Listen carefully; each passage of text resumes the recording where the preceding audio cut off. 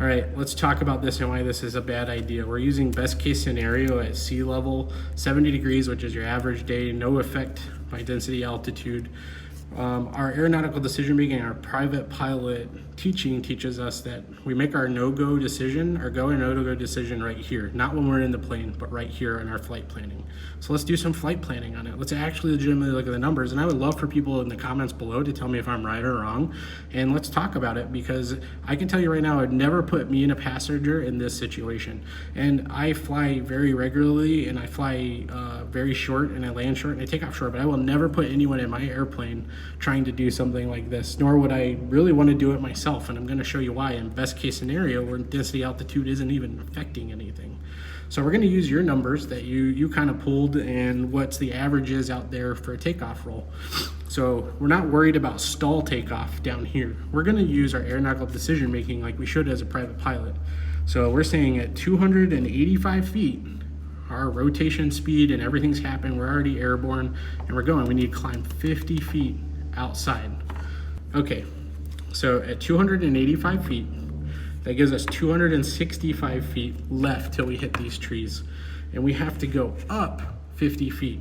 So at 55, how much distance do we cover per second? Okay, well that's actually relatively simple to do. So at 55, you times that by 1.467, right? Gives us 80 foot per second. So we're traveling linear across here, 80 feet per second. Keep that in mind. So at 80 feet per second, how many seconds is it till we hit this tree? 3.3 seconds. Now, why does this matter? I'm gonna show you why this matters so much. Now, we have to go up. So we're gonna take that number. At 55 on our climb, which gives us 800 feet a minute.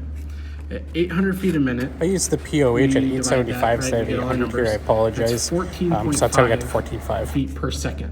So we're going 14.5 feet per second going up.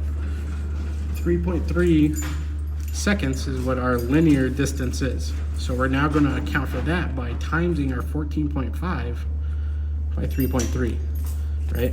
So where are we at? That gives us 48 feet.